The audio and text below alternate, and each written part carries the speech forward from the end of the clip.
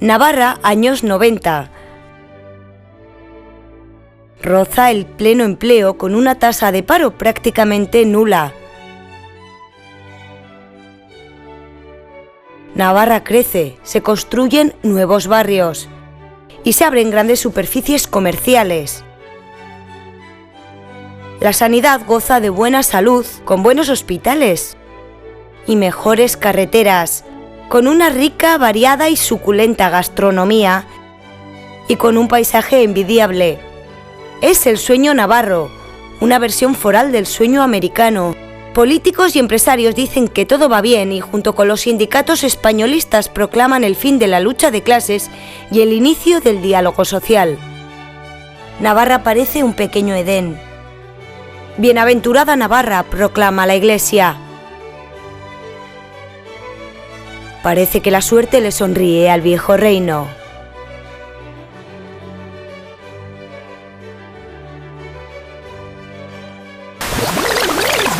También tendremos que tener en cuenta la situación económica y financiera. En mayor o menor medida, todos tenemos responsabilidades. No hay dinero. Donde vamos a recortar, vamos a ajustarnos, pequeños ajustes para ajustarlo de verdad. Medidas de ajuste, ajustes. Ese apretón de cinturón que tenemos que hacer todos.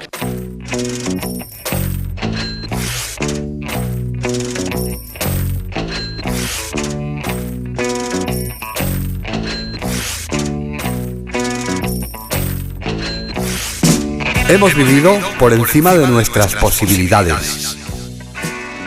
Hemos vivido como nuevos ricos. ¿Es eso cierto? Veamos. Y a nosotros los recortes nos ha supuesto el que nos hayan quitado la ayuda económica que era por el nivel de dependiente. Durante casi 2 años he estado trabajando de lunes a domingo 24 horas sin descansar. Hay un ERE encubierto dentro del sector público. Se están yendo muchísima gente a la calle. Mi padre murió en un accidente laboral hace 10 años. Trabajaba en una empresa de construcción en el que las medidas de seguridad brillaban por su ausencia. Todas estas personas no han vivido por encima de sus posibilidades. De hecho, algunos han tenido que apañárselas para vivir por debajo de sus necesidades. Vivir sobre las posibilidades, si a veces no tenía ni para comprar un par de zapatos. Liana vino de Perú hace 8 años y ha tenido que trabajar de lunes a domingo, casi las 24 horas del día para poder traer a sus hijos. Trabaja en el sector de la limpieza, pero lo ha tenido que hacer de manera precaria. Con lo que me quieren pagar ellos, que son unos 300 euros, es que no puedo vivir con un sueldo como ese. Son Cándido y Cristina. Cada día van a recoger a su hija Nerea al autobús. Han optado por llevarla a un centro de día, aunque les hayan recortado las ayudas por dependencia. Que algunos han tenido que optar por su situación económica, por la prestación, sin tener que acudir a un centro de día. Con lo cual supone un matar a las familias por la gran dedicación que tienen que tener. Dedicación y también desembolso económico. 150 euros que pagan el transporte, más 150 euros o más o menos que se paga el centro, más ahora las medicaciones que pagamos también. Y en el sector público también hay recortes. La misma administración ha sido la que ha creado esa privatización, ese agravio tan grande que ha hecho al personal de las cocinas, y va a salir el personal de las cocinas gratis, sin ningún tipo de indemnización, ni los 20 días por año trabajado, ni nada. Al igual que Idoia, son miles de trabajadores del sector público los que se ven afectados por la mala gestión del gobierno de Navarra y por el no cumplimiento de las normas de seguridad en una empresa privada. Oyer perdió a su aitá en accidente laboral hace 10 años. Curiosamente, días antes, él dejó de trabajar en esa empresa porque era algo que se veía venir. No había barandilla lateral, no había línea de vida, no había planificación de riesgos, los accesos estaban mal, el montaje de los andamios. Fue un caso grave, la verdad. Y como era una empresa pequeña, familiar, se disolvió y su madre no pudo cobrar ninguna prestación. Es la realidad que les ha tocado vivir a muchas familias navarras. Mientras la economía crecía, los salarios perdían peso y la vida se ponía cuesta arriba para la clase trabajadora. La mayoría se endeudaba hasta extremos dramáticos para poder acceder a una vivienda. En el otro extremo de la escala social, empresarios y banqueros acumulaban beneficios espectaculares. Eran ellos los que vivían y hacían negocio por encima de sus posibilidades. Muchos empresarios no hicieron fortuna gracias a sus méritos, sino gracias a sus amistades. Jugaban con las cartas marcadas.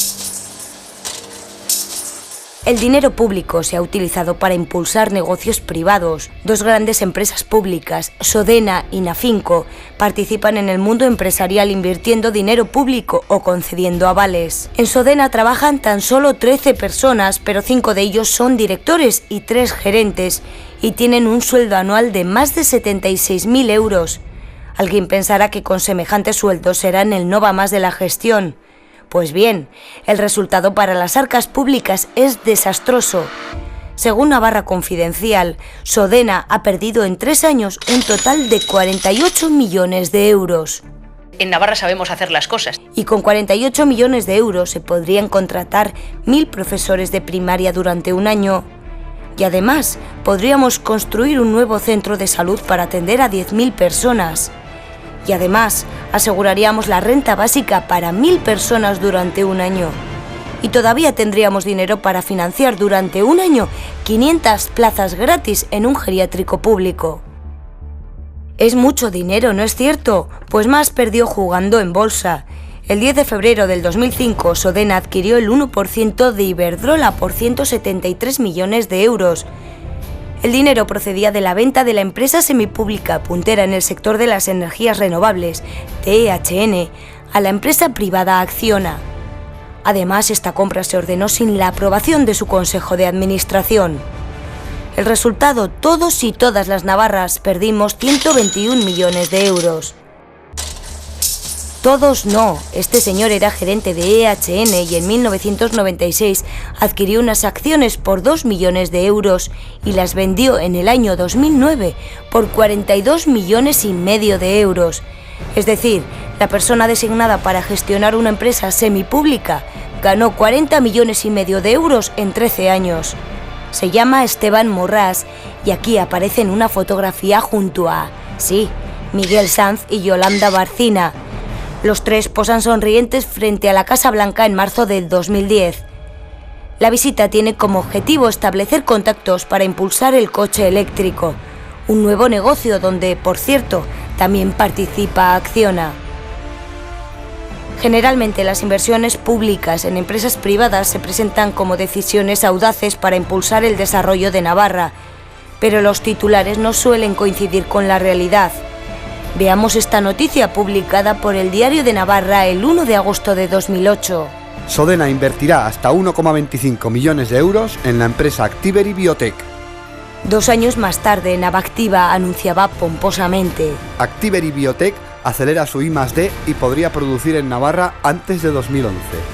Sin embargo, el Boletín Oficial del Registro Mercantil de 2012 nos informaba de que esa empresa puntera en biotecnología por la que había apostado Sodena y que iba a instalarse próximamente en Navarra, echaba la persiana.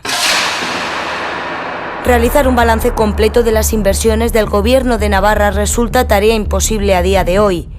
Cuando se pregunta al Gobierno qué empresas han obtenido avales de Nafinco, la respuesta siempre es la misma: Confidencial.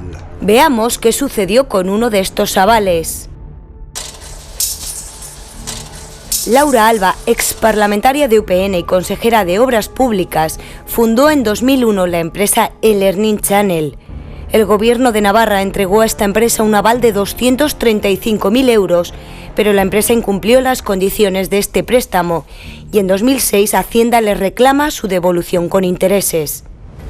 En total, el Learning Channel debía a las arcas navarras casi 290.000 euros. De hecho, esta empresa tenía numerosas deudas con los ayuntamientos de Iruña y Berrioplano y con la Seguridad Social por valor de 58.000 euros. Pero lo más curioso es que esta reclamación no es atendida, ya que las cartas son devueltas. Hacienda dice que no puede encontrar a los responsables de la empresa. A nosotros no nos ha costado mucho encontrar a una de las fundadoras de Learning Channel. Solo hemos tenido que realizar el trayecto desde las oficinas de Hacienda hasta el CEIN, empresa pública donde actualmente ocupa un asiento en su consejo de administración la exconsejera de UPN, Laura Alba. Son muchos empresarios los que se han beneficiado de la generosidad del gobierno de UPN, pero pocos han tenido la fortuna de este hombre, de Jesús Samaniego. Lo que comenzó como un proyecto privado de 6 millones de euros se ha convertido en una inversión pública de 62 millones. En el año 2006, Construcciones Samaniego promovió en solitario el proyecto del circuito de velocidad de Los Arcos de Navarra, con un presupuesto de 6 millones de euros. Ante la incapacidad de hacer frente a los gastos, el gobierno adquirió el 95% del proyecto, que se ha encarecido hasta los 62 millones de euros, IVA incluido. Pero la sangría continúa. En 2010, la empresa pública que gestiona el circuito de Los Arcos perdió más de 2,5 millones de euros y en 2011 casi 5 millones. Así que en total llevamos casi 70 millones de euros. Y la pregunta obligada es: ¿quién se encargó de la construcción del circuito? A. Una empresa pública de construcción sin ánimo de lucro. B. La constructora que mejores precios ofreció. C.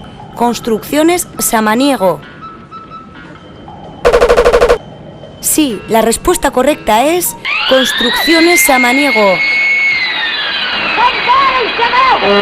Así que ya sabemos quién es el principal beneficiario en esta operación multimillonaria.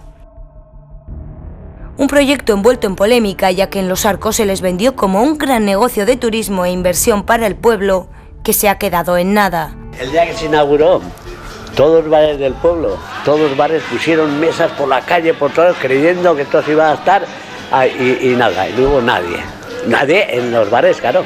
Hombre, irían 4 al bar, pero es que pusieron sillas por todos lados, creyendo que esto iban a venir tantos miles de personas, pero sí que vinieron, pero de allá no salieron. Yo sí esperaba más. Yo desde luego sí.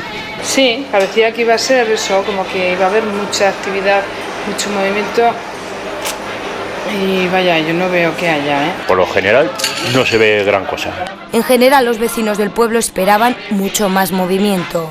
No es lo que parecía que iba a ser, ¿no? Que iba a venir aquí, bueno. Sí que algunos motoristas sí que suben, pero más van a dormir, a eso van a Logroño, a Estella o a sitios un poco más grandes. Decepción en el pueblo y la zona, y más si se tiene en cuenta que durante sus 2 años de funcionamiento, el circuito ha tenido pérdidas que ascienden a 7,5 millones de euros. Un dinero que los vecinos tienen claro dónde invertirían. Invertir, pues mira, echar las calles del pueblo que están un poquito mal, para eso vendría bien. Para el pueblo me cabe lo que tenía que haber más fábricas y más historia, que esto está medio muerto. Pero claro, es un dinero que si es del gobierno de Navarra, hombre, digamos que es de todos, pero de todos ellos. Aquí el pueblo está sin un duro. Pero con 70 millones, ¿qué se podría haber hecho con 70 millones de euros? Se podría contratar a los 3.400 parados y paradas inscritos en los INEM de Estella y Lodosa durante un año. O se podría doblar el presupuesto de la Universidad Pública de Navarra para ofertar nuevas carreras como medicina y convertirse en una universidad puntera en I+D a nivel de Europa. O se podría crear un parque público de 600 viviendas para familias desahuciadas. ¿Les empieza a doler la cabeza? Pues tomen una aspirina, que tenemos para rato. Este paquete de aspirinas nos ha costado 1 euro. ¿Y les gustaría saber por qué hemos pagado todos y todas las navarras el equivalente a 260.000 paquetes de aspirinas? Por la instalación de esta farmacia en Mendillorri. La historia es así. Una persona solicitó la apertura de una farmacia en este barrio. Posteriormente, la esposa de José María Roig, en aquel entonces jefe del Servicio de Prestaciones Farmacéuticas del Gobierno de Navarra, solicitó el traslado de su farmacia al mismo lugar donde lo había solicitado la otra farmacéutica, justo enfrente del centro de salud. El gobierno del que formaba parte su marido analizó las 2 peticiones. Y adivinen quién ganó la partida. Efectivamente, la mujer de Roig pudo instalar su farmacia a escasos 30 pasos del ambulatorio. La otra farmacéutica tuvo que conformarse con una farmacia lejos del centro de salud, pero demandó al gobierno de Navarra y el juez le dio la razón. El gobierno tuvo que indemnizarle con 260.000 euros, eso sí, con dinero que hemos tenido que pagar entre todos y todas las navarras. Definitivamente da la sensación de que los cargos públicos no han velado por el interés de la ciudadanía, sino por el suyo propio. Desde el franquismo hasta nuestros días se ha extendido e incrementado la utilización de dinero público para beneficio privado.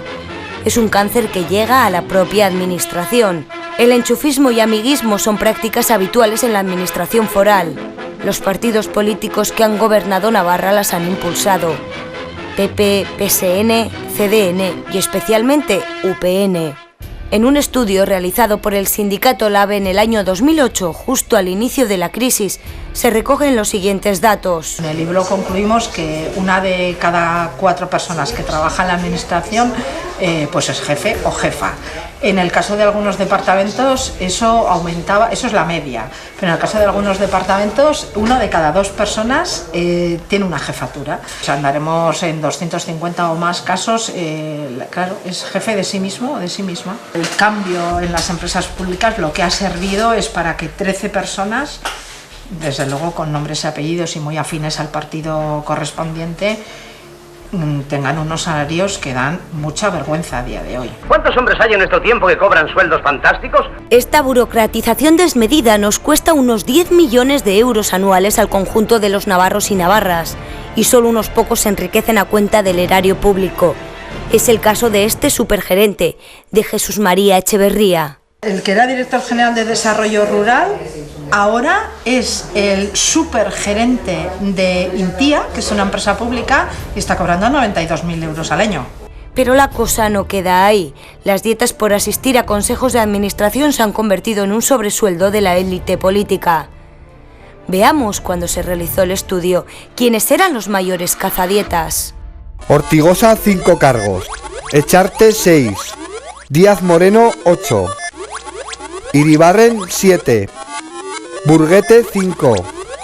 And the winner is José Javier Armendáriz-Kell, consejero de Industria, con 9 cargos. Esta apropiación de dinero público se ha convertido en costumbre hasta el punto de cobrar dietas por órganos secretos como en Caja Navarra. Es cuando descubrimos que dentro de los órganos de gestión y de control de Caja Navarra hay 2 órganos, una Junta de Entidades Fundadora y una Comisión Permanente de la Junta de Entidades Fundadoras, que no eran muy conocidos, que están muy remunerados y que no tienen ningún poder de decisión, en la que forman parte 4 personas: Miguel Sanz, Yolanda Barcina, Álvaro Miranda y Enrique Maya, muy bien remunerados, son 1.700 euros por reunión, aproximadamente 1 hora, hora y media de reunión, 2.600 euros en el caso del presidente y de la presidenta en los últimos meses. Y de ahí se descubre que Miguel Sanz, Yolanda Barcina y Álvaro Miranda cobraron desde 2004 más de 750.000 euros en dietas de Caja Navarra. En el caso de Barcina, llegando incluso a ser superiores al sueldo que cobraba como alcaldesa. Yolanda Barcina, que es bastante astuta en ese momento, pues guarda el silencio, y al cuarto o quinto día, cuando ya queda claro que es inasumible e indefendible esa situación, pues renuncia públicamente ella a sus dietas y anuncia que va a pedir que se dejen de cobrar, ¿no? Como modo de ejemplarizante. ¿Qué es lo que ocurre? Que es cierto que se anuncian esas dietas, pero pues aproximadamente 1 mes, 2 meses después, el Gobierno de Navarra aprueba un complemento retributivo que sustituye a esas dietas. En realidad lo que acaba ocurriendo es que el gobierno se acaba subiendo el sueldo. Es entre 9.000 euros, 10.000 euros más o menos para directores generales y 23.000 euros creo que eran para la presidenta, ¿no? En realidad viene a ser un complemento del 33% para la presidenta y del 25% para consejeros y vicepresidentes. Un aumento del sueldo que viene a compensar, digamos, la pérdida que supone la renuncia a las dietas, que de alguna forma venía obligada, ¿no? por la polémica y por el malestar social. Malestar social que no se corresponde con el sentir político, puesto que precisamente los políticos han decidido en el Parlamento que no se investigue este cobro de dietas en Caja Navarra. Y la gente se pregunta, ¿quién se ha llevado el dinero? Esa misma pregunta se hacen María Eugenia y Pilar, que han decidido recoger firmas para exigir una comisión de investigación. La intención que tenemos es recoger firmas, las máximas posibles. Nos hemos puesto como utopía casi 100.000, que parece mucho, en Navarra, para intentar hacer una investigación sobre las cuentas del Gobierno de Navarra en los últimos años. Porque aunque reconocen que las cuentas son públicas, ellas se sienten ninguneadas, insultadas e impotentes, y por eso se han movilizado. El desparpajo con el que se maneja esta casta privilegiada es tal que en ocasiones traspasan la legalidad. La Comunidad Foral de Navarra lidera la lista de presidentes de las comunidades autónomas del Estado acusados de prácticas irregulares o corruptas. Jaime Ignacio del Burgo, presidente de la Diputación Foral de Navarra por UCD y luego líder del PP en Navarra, fue acusado en 1980 de malversación de fondos, motivo por el que la Diputación le destituyó del cargo. En enero de 1984 fue exculpado por los tribunales. Javier Otano, presidente de Navarra por el PSN entre 1995 y 96, fue acusado de un delito de cohecho en la trama navarra del caso Roldán. El caso Otano se cerró definitivamente sin sentencia en 2004 porque el tribunal entendió que el delito había prescrito. Este entramado de poder se ha apropiado de gran parte de la riqueza de Navarra hasta llevarla al borde de la bancarrota. Pocos han pagado por ello y muchos menos aún han acabado en la cárcel. El caso más sonado ha sido el de Gabriel Urralburu, condenado por corrupción. Hombre, fue el primer presidente y un consejero Aragón que fueron a la cárcel durante no mucho tiempo y en unas condiciones que ya les gustaría a otros, pero bueno, fue la primera vez que se consiguió llevar a los tribunales a un presidente de gobierno. Y yo creo que fue muy importante. Urralburu fue presidente de la Comunidad Foral entre 1984 y 1991 por el PSN e hizo un desfalco de casi 1 millón de euros a las arcas públicas, aunque el gobierno de Navarra le rebajó la deuda a casi la mitad, hasta los 530.000 euros. El gobierno de UPN ha optado por embargarle parte de su salario. Por eso le cobra a Urralburu poco más de 100 euros al mes, lo que viene a decirnos que el expresidente es un pobre mileurista que solventará su deuda con la sociedad navarra dentro de 400 años. Fue presidente de aquí y robó todas las arcas. Pues eso es lo que te dije, que robó todas las arcas y un montón de más. El Rondán, el otro, el Otano, un montón. Arruinaron el país todos. Pues una injusticia tremenda. Sí, ¿no? ¿Y sabe que tardaría unos 430 años en pagar todo lo que debe? Ya, pero es que deberían pagar todos, no solamente Urralburu, todos. Que todos se los quedan, se los llevan a los paraísos fiscales y ahí se pierde todo, no se sabe nada. Urralburu trabaja como abogado especialista en defender casos relacionados con los delitos de blanqueo de capitales. Currículum y experiencia no le faltan. Pero también durante los mandatos de Sanz y Barcina han salido a la luz casos de corrupción que han salpicado a UPN. Uno de los más llamativos, el caso Egués, conocido también como caso Galipienzo. Es la trama de corrupción detectada en el Ayuntamiento del Valle de Egués en 2003. Una parcela reservada para uso escolar y propiedad de Construcciones Flores fue vendida, recalificada y transferida a otra compañía, Apartamentos Gorraiz, que compró la citada parcela por más de 6 millones de euros. En el proceso de recalificación de los terrenos se detectó el pago de comisiones al entonces alcalde del Valle, Ignacio Galipienzo, de UPN. Se le acusó de varios delitos, entre ellos cohecho, prevaricación y negociaciones prohibidas. Finalmente, Galipienzo fue condenado a tan solo 1 año de cárcel y la mayoría de los procesados absueltos. Y otro caso de malversación de fondos sale a la luz en enero de 2009. Se descubre que durante años el Ayuntamiento de Cintruénigo contaba con 2 y hasta 3 contabilidades paralelas. La oficial era para gestionar los fondos públicos del pueblo y la segunda y la tercera, las conocidas como Caja B y C, eran opacas y se usaban para que los regidores municipales pagaran regalos, cenas de lujo, cuadros, trajes de torero e incluso el servicio de una firma de detectives para acosar a funcionarios no afines. O sea que durante al menos 17 años los vecinos y vecinas del pueblo pagaron los caprichos de sus alcaldes sin ser conscientes de ello. La primera contabilidad, conocida como contabilidad B, que llegó a tener alrededor de 53.000 euros, se nutría con los trabajos no declarados, pero sí realizados por los trabajadores de la brigada municipal. La caja C, que llegó a tener 217.000 euros, se nutría básicamente de las devoluciones en concepto de IVA que llegaban del Gobierno de Navarra y de aportaciones que no se declaraban a la mancomunidad a la que pertenece este ayuntamiento. Un escándalo, el de la doble contabilidad, que comenzó en su época el socialista Carlos Chivite y que continuó el regionalista Faustino León. El primero, ya fallecido, no tuvo que dar cuentas ante la justicia. El segundo, tras este escándalo, desapareció de las listas regionalistas.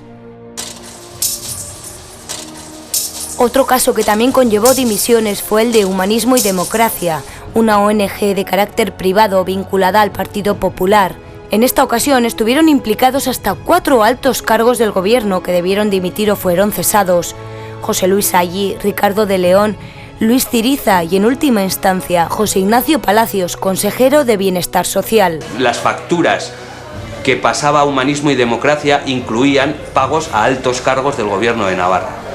Es decir, con dinero de subvenciones se estaban pagando trabajos extra de altos responsables del gobierno de Navarra. Y es que entre 2000 y 2004 Humanismo y Democracia recibió 15 subvenciones por valor de 2 millones de euros para proyectos de cooperación y ayuda humanitaria en Perú, Bolivia y República Dominicana, entre otros países. Humanismo y Democracia recibió ese dinero, pero nunca llegó a realizar esos proyectos de cooperación. Es decir, durante 4 años los navarros estuvimos pagando unos proyectos de cooperación que no se realizaron y que al final y a la postre fueron a engordar las arcas de una ONG vinculada al PP. Tras varias sentencias judiciales, la Fundación fue obligada a la devolución de las ayudas concedidas más los intereses, por detectar irregularidades en varios de sus proyectos. Se detectó en noviembre de 2004, pero el escándalo no sale a la luz hasta julio de 2005, es decir, pese a conocerlo, los responsables de UPN esperaron 7 meses para tomar cartas en el asunto. El último escándalo ha sido el del exconsejero de Políticas Sociales Jesús Pejenaute, que ha dimitido tras ser acusado de un presunto delito de lavado de dinero, un total de 180.000 euros en billetes de 500 euros. Ha sido un éxito para nuestra comunidad. Esto estamos hablando del año 2007, él era en aquel momento subdirector de Caja de Ahorros de Navarra y se aprovecha de su cargo para pues cambiar estos billetes de 500 por billetes más pequeños. Un caso muy significativo porque Contus lo hace público un viernes y para el domingo Pejenaute ya ha dimitido. De hecho, entre los periodistas lo que se comenta es que es la historia de investigación periodística más limpia que hemos conocido, ¿no? Ha sido denuncia, 2 días y dimisión. Para empezar, destacaría que ha sido muy limpio. O sea, ha habido una denuncia pública y en 50 horas Barcina ha perdido un consejero. Las pruebas a las que hemos tenido acceso son unos mails que se envían y reenvían entre trabajadores de la propia caja y los responsables de los departamentos de seguridad, de blanqueo de capitales de la caja. Esa cadena de correos es la que tenemos acceso y a la que publicamos al día siguiente en el periódico. A mí, de los emails, hombre, hay uno que es muy llamativo, que dice que todo esto me da vergüenza y tristeza, ¿no? El propio gobierno de Navarra y Yolanda Barcina en concreto, que ha afirmado que tenía conocimiento de que se habían producido unos hechos, pero que según ella no eran delitos. Nosotros lo que decimos es que el delito o no delito lo tendrá que decidir un juez, en su caso. Nosotros hemos puesto en conocimiento y ellos deberían haber dado cuentas. Barcina queda en entredicho, tanto de cara a la ciudadanía como también de cara a su propio partido. Un caso del que se saca una conclusión clara. Lo más curioso del caso es que no solamente a esta persona no se le castiga, digamos, entre comillas, dentro de la propia Caja de Ahorros de Navarra, sino que pasa a ser asesor personal de Yolanda Barcina y luego consejero. Entonces esto un poco lo que nos hace reflexionar sobre si en esta comunidad hace falta hacer algún tipo de chanchullo de este tipo para llegar a lo más alto en la política navarra. Y si hay alguien que es experto en medrar a costa de las arcas públicas, es este señor y sus seguidores. José María Escrivá de Balaguer decidió en 1952 fundar la Universidad de Navarra, instalar así el imperio del Opus Dei en la Comunidad Foral de Navarra. Pero lo supo hacer bien porque el ayuntamiento le cedió 300.000 metros cuadrados, la Diputación Foral le construyó la Facultad de Farmacia y Medicina gratis se le concedieron subvenciones millonarias y todo sin establecer ningún mecanismo de control público. Lo tuvieron muy fácil, pero ellos en afán de cruzada no. Si hubieran sentido el afán de cruzada no hubieran venido aquí, tendrían miedo. No, vinieron aquí porque pensaron que esto era un terreno absolutamente virgen y además muy fácil de conquistar, y así ha sido. No, ellos al gobierno de Navarra ni al ayuntamiento no han pagado nunca nada. Después, cuando se pasó esa primera oleada, es cuando han querido tener más terrenos y han comprado algo, a 500, 300 metros cuadrados, me parece, una cosa así, ¿no? Han comprado algo después. En aquel momento nada, en aquel momento es un regalo. Tienen una gran habilidad en el manejo de eso, del expolio, de la estafa, como quieras llamarle. ¿En qué otro lugar ha podido ocurrir esto? En ningún otro sitio. Miguel Ángel Muez es un luchador infatigable por la dignidad de la ciudadanía y defensa de lo público y contra las injusticias, como la expansión del Opus Dei en Navarra. El que fuera concejal del Ayuntamiento de Pamplona durante 12 años, escribió el libro Universidad del Opus, historia de un expolio. O sea, ha sido todo, no solo un expolio, sino ha sido también un engaño. Pienso, ahora, ¿cómo es posible que perdure eso? Pues por la misma pobreza de lo que es la capacidad intelectual de Navarra hasta ahora. Dirás, ¿y entonces qué hacemos con el dinero que está metido ahí? Pues es toda una pregunta.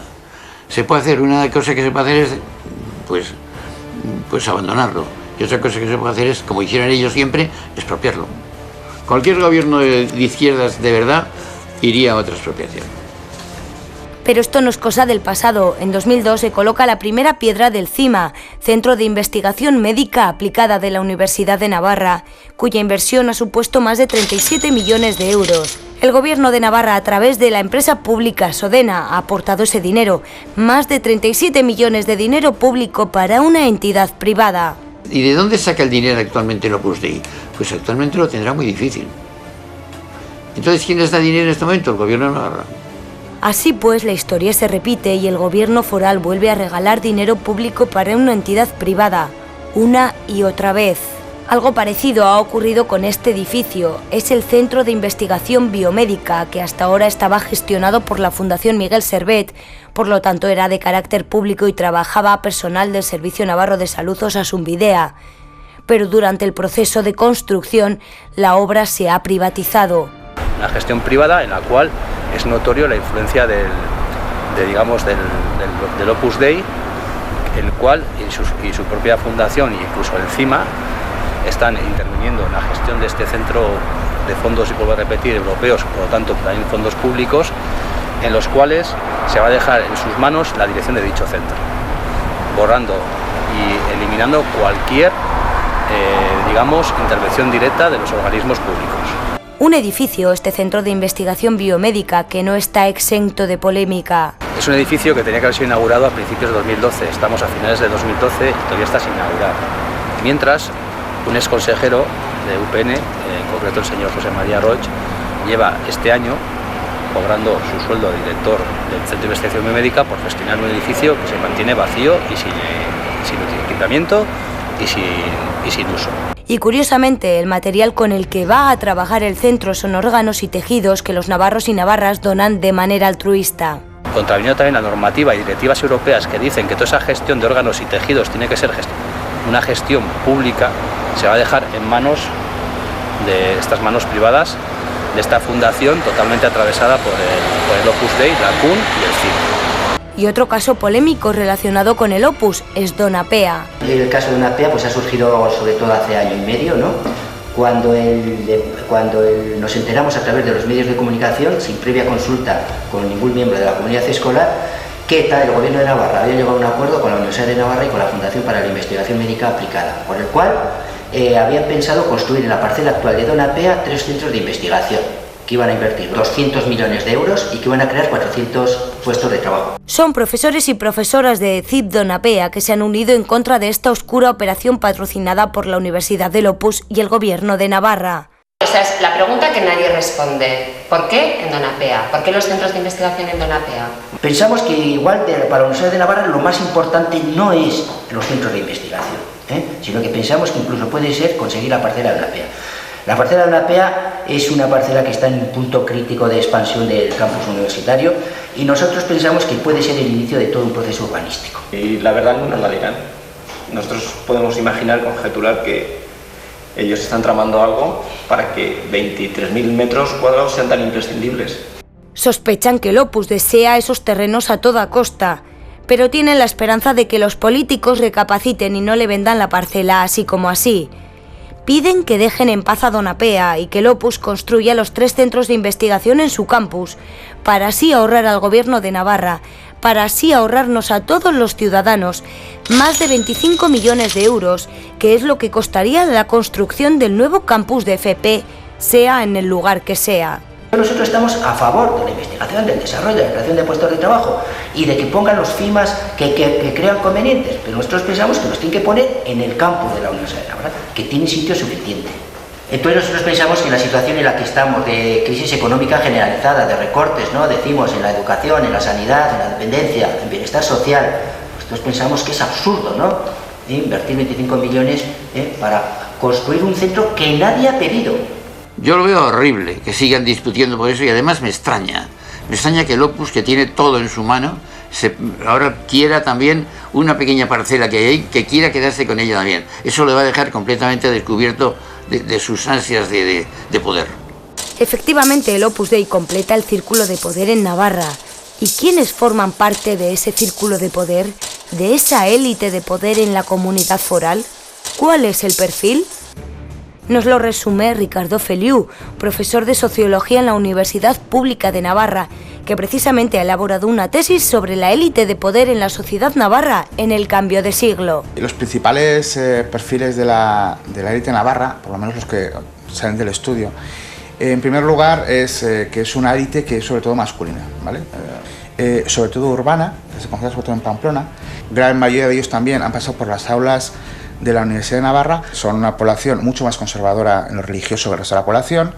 Ideológicamente se ubica en un espectro mucho más de centro-derecha que el resto de la sociedad navarra. Tiene un pensamiento liberal, pero que se articula en función no tanto de una coherencia ideológica con ese neoliberalismo, sino en función de si me beneficia o no me beneficia. En donde todo se concentra, o por lo menos todas esas redes interaccionan, es en lo que actualmente se llama Gobierno de Navarra, pero que durante muchísimos años se denominó Diputación Foral de Navarra, porque es el punto en donde ocurren fenómenos como, por ejemplo, el de las puertas corredizas. ¿Por qué personas que vienen del ámbito privado, por ejemplo, son directivos de una empresa, acaban, de alguna otra manera, vinculados con el ámbito administrativo?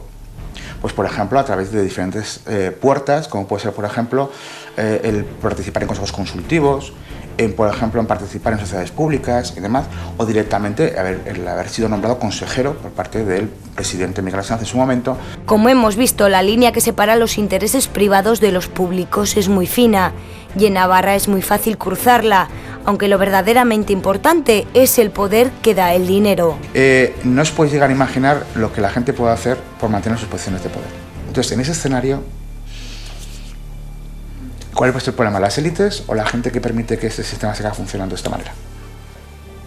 Parece que ni la justicia ni el gobierno tienen muchas ganas por desentrañar y perseguir todos estos chanchullos. No debería ser así. Estamos hablando de algo importante, el mal uso de la riqueza que genera Navarra.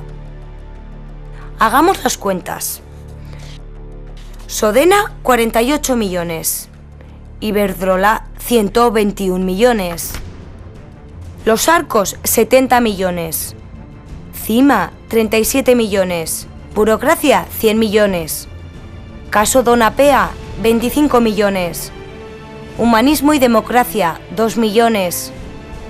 Caso Urralburu, 1 millón. Nos da un total de cerca de 400 millones de euros. ¿Les escandaliza esta cifra? Pues esto es peccata minuta comparado con los 2 grandes desfalcos que han llevado a Navarra al borde de la quiebra, el pantano de Itoiz y Caja Navarra. Pero sin duda hay muchos más: Pabellón Navarra Arena, tren de alta velocidad, autovía del Camino y del Pirineo, Gendulain.